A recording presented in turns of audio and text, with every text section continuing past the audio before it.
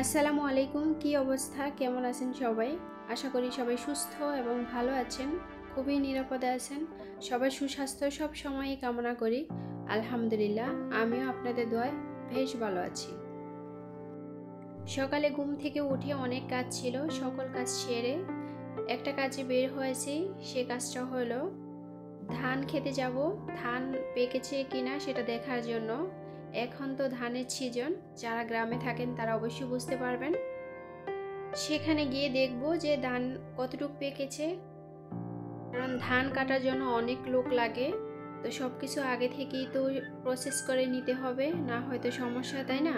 তো যাওয়ার পথে আমি আপনাদের সাথে একটু ভিডিও করে নিয়েছি।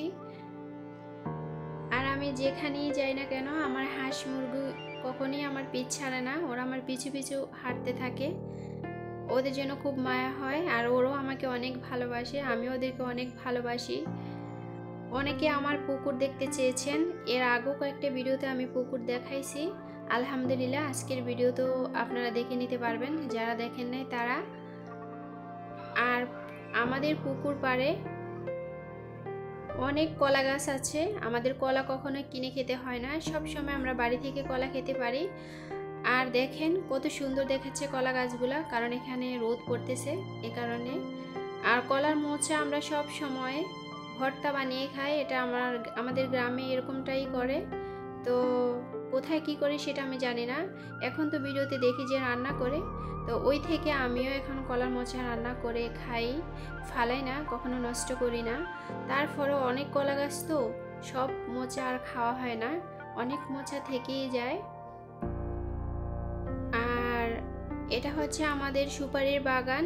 গ্রামে যারা থাকেন তাদের কিন্তু সুপারি, নারিকেল এসবের বাগান থাকে।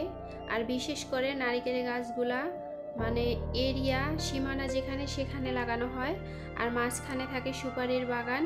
তো আমাদেরও ঠিক এরকমটাই, আমাদের পুকুরের চতুর্দিকেই হচ্ছে সুপারির বাগান।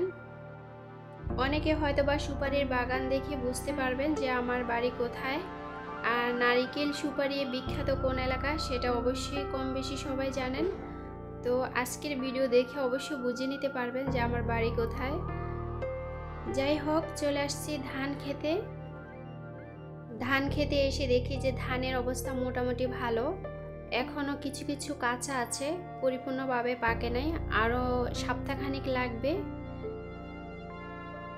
আর আমার কাছে ধান খেতে যাওয়ার পরে চতুর্দিকের দৃশ্যটা এতই ভালো লাগছে, কি আর বলবো।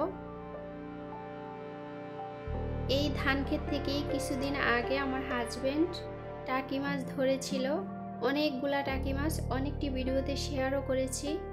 তো এই সবগুলো কিন্তু ভিডিওতে শেয়ার করি না, কারণ প্রতিদিন এক ভিডিও দিলে ভালো লাগবে না।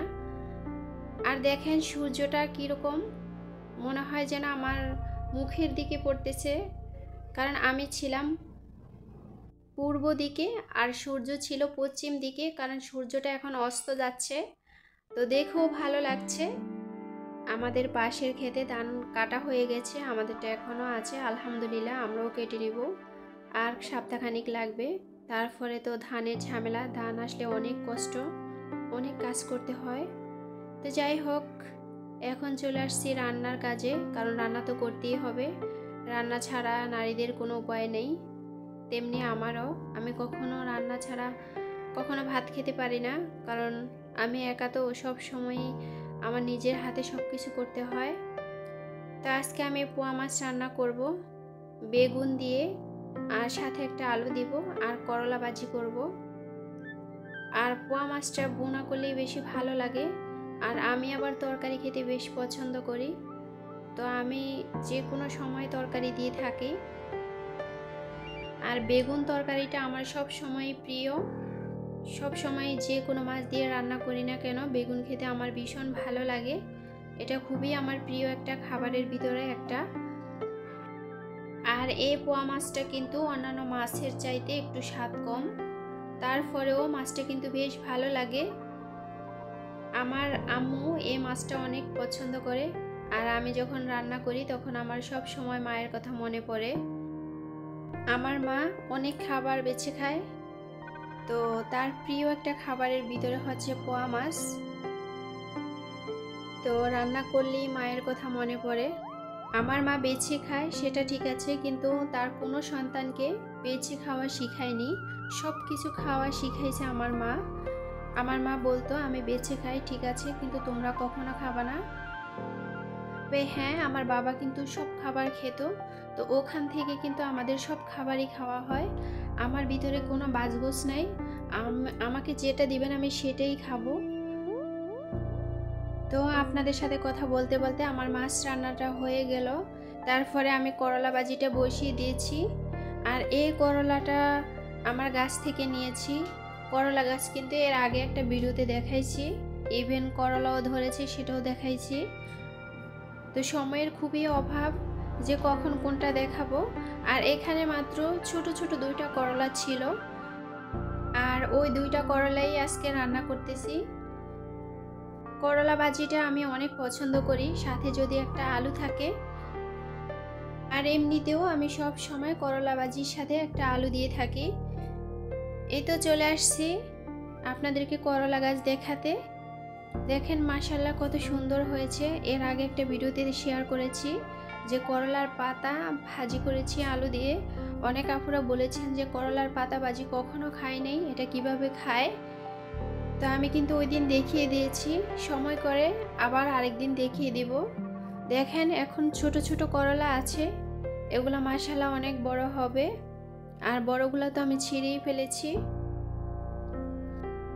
বর্তমান বাজারে তরকারির দাম কিন্তু অনেক বেশি, তো কিনে খাওয়া আর বাড়ি থেকে খাওয়া অনেকটাই বেশ কম। করলা গাছের পাশেই কিন্তু কচু গাছ আছে। এই কচু গাছগুলা কাদের বাড়িতে আছে অবশ্যই আমাকে কমেন্ট করে বলবেন। কচু গাছের ডগা আমি সব সময় ইলিশ মাছ দিয়ে রান্না করি, এত ভালো লাগে কি আর বলবো। গলা একেবারেই ধরে না, আর সাথে হালকা একটু লেবুর রস দিয়ে দিলে একদমই ধরবে না। তো সবাই ভালো থাকবেন, দেখা হবে পরের কোনো ভিডিওতে। আসসালামু আলাইকুম, আল্লাহ হাফেজ।